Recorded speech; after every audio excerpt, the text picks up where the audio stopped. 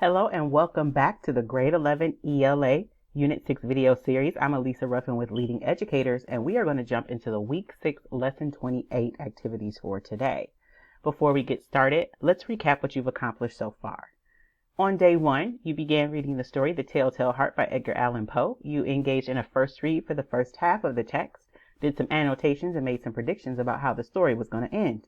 On day 2, you read the remainder of The Telltale Heart, compared your predictions to the actual outcome, and did some annotations, reflection questions, and review.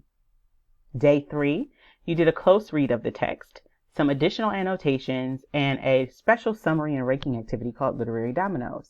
And today we have our next set of close read activities and annotations, and a different type of prediction that I will cover with you later. Before we start working on those activities, however, make sure that you keep in mind that when you're done with the lesson activities for today, that you need to share your learning with a family member, friend, or caregiver, complete the weekly fluency activity using a page from the text, or do an additional 20 minutes of reading from a text of your choice. Now that we've reminded you of those crucial things, it is time for our Rebus puzzle of the day, aka our riddle of the day. This is the point where you wrangle everyone around you who usually participates in this part with you, or if you're by yourself, that you clear your mind and prepare yourself to decode this picture. Are you ready? Because here it comes. Our rebus for today. Got a good look at it? If you need more time to discuss, think, etc., go ahead and pause right now because I am going to reveal the answer. I'll give you a beat just in case you're slow on the draw there. The answer is a broken promise. Broken promise. Do you see it now? All right. Now that brain has done some decoding, let's make sure that we have our materials in place so we can do some additional decoding in our text today. You need a copy of the Telltale Heart text, the Learning Packet Week 6 Lesson 28 Note Catcher, pen or pencil, and a smartphone or other mobile device is optional if you'd like to access the text digitally. A reminder about the background of this text: it is written by Edgar Allan Poe, well-known short story author, really focused on Gothic literature, psychological thrillers, and I'm sure you picked up on all of that as you read The Telltale Heart.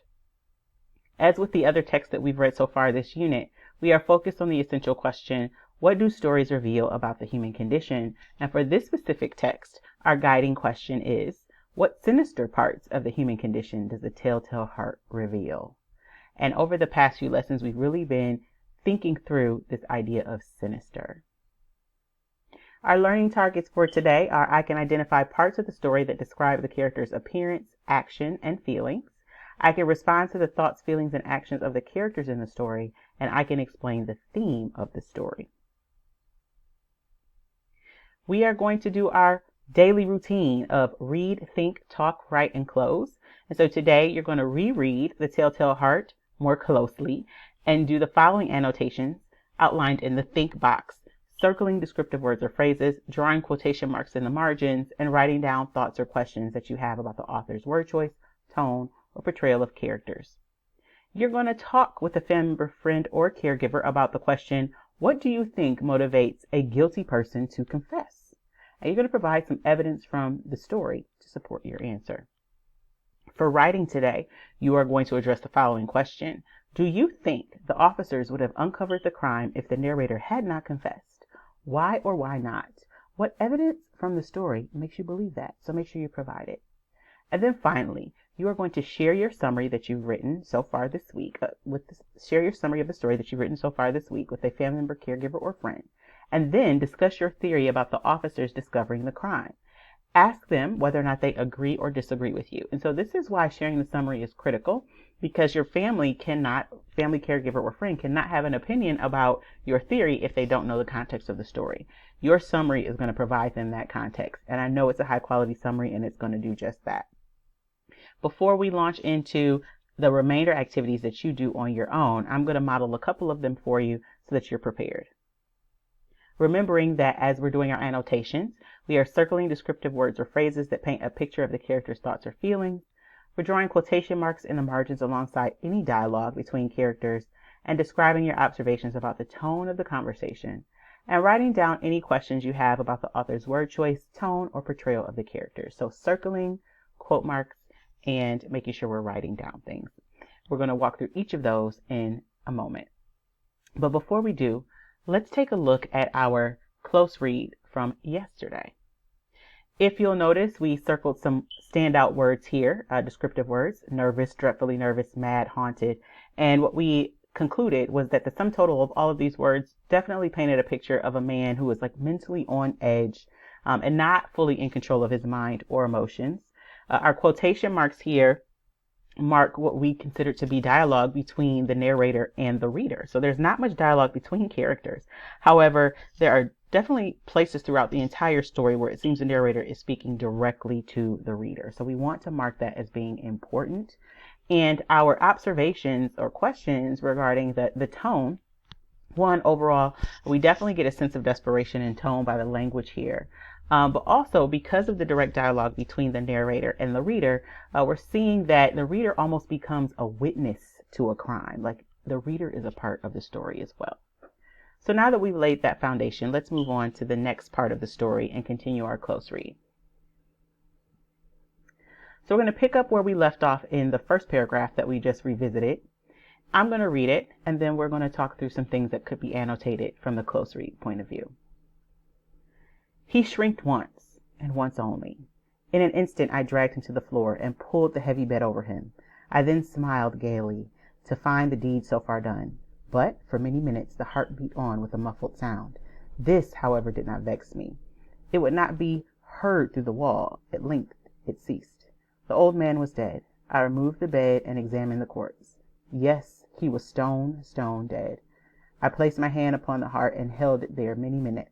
There was no pulsation. He was stone dead. His eye would trouble me no more. If still you think me mad, you will think so no longer when I describe the wise precautions I took for the concealment of the body. The night waned, and I worked hastily, but in silence.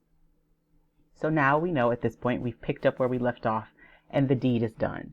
He's been stalking around the inside of that house, creating terror in that old man for some time, waiting for an opportune moment, and it presented itself. And that's where we are in the text. So some things that we are going to annotate. First, I circled the phrase, I then smiled gaily.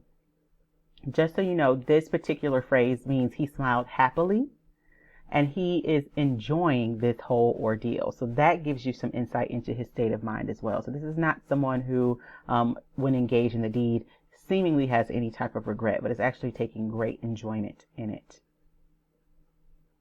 Next, I drew quotation marks at the last few lines in this particular paragraph because the narrator again is addressing the reader directly. So still trying to convince the reader, us, that he's not crazy. So if you still think me mad, you will think so no longer when I describe the wise precautions I took. So if you still think I'm crazy, you won't when I tell you what I did to cover it up. Right? So again, that's the tone, that's the idea, engaging the reader directly in the story. And then to our point, the narrator is still insisting that his actions do not imply his madness, which, if you ask me, is a clear indication that he actually is quite mad. And remember, when we're using the term mad in this context, it doesn't mean anger. We're talking about this idea of sanity. Okay?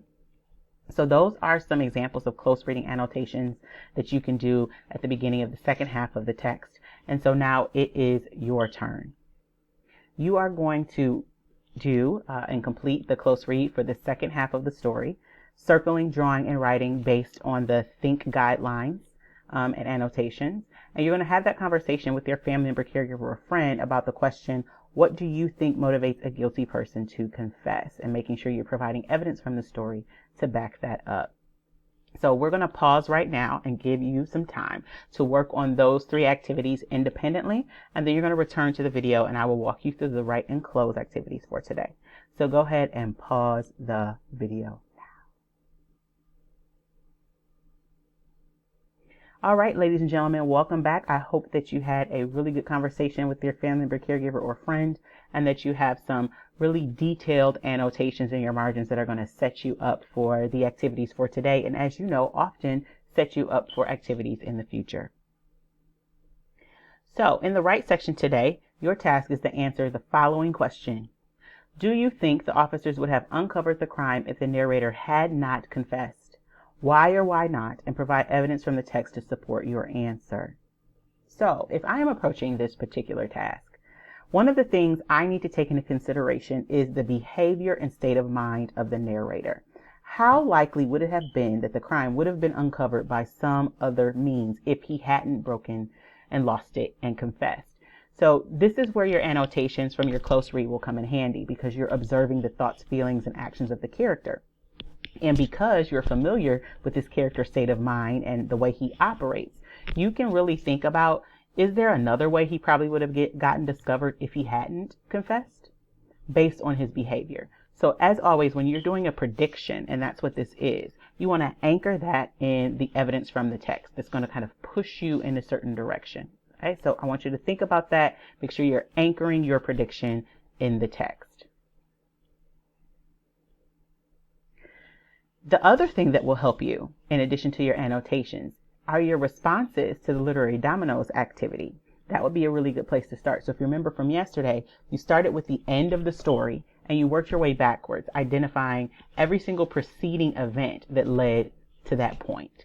And so now you have 5 major events already written down that you know directly leads to the end of the story. So that would be a good place to start as you start thinking about which one of those events, and we already talked about which one is the most important, could have taken the story in a different direction. And then that also becomes evidence that you can use in your response. And remember, for your closing activity, your plan is to share your theory with a family member, caregiver, or friend after allowing them to read the summary so that they actually know what the story is about. And they're going to see if they agree or disagree with you, and you're going to write down some responses of your conversation in your note catcher. So now it is your turn again to get going on the right section there, responding to that question about the officers and the overall outcome of the story and why or if it would have been different, and then sharing that and having a discussion about that with a family member, caregiver, or friend, and recording those notes. If you have any questions, as always, you can pause and replay the video as many times as necessary, or you can reach out to a teacher using the information provided via email. And always remember that you're sharing your learning with a family member, caregiver, or friend, which is built into the lesson. So that's one thing you can check off your list. You can complete the weekly fluency activity using a page from the text, and make sure that you're doing at least 20 minutes of additional reading from a text of your choice. In the meantime, hopefully you have a really good shot at doing this particular activity well, and I know you do, and you have a really robust conversation with your family member, caregiver, or friend, and you enjoy the remaining parts of this story as you examine it more closely. And when you are done and ready, I will see you back here for the next lesson.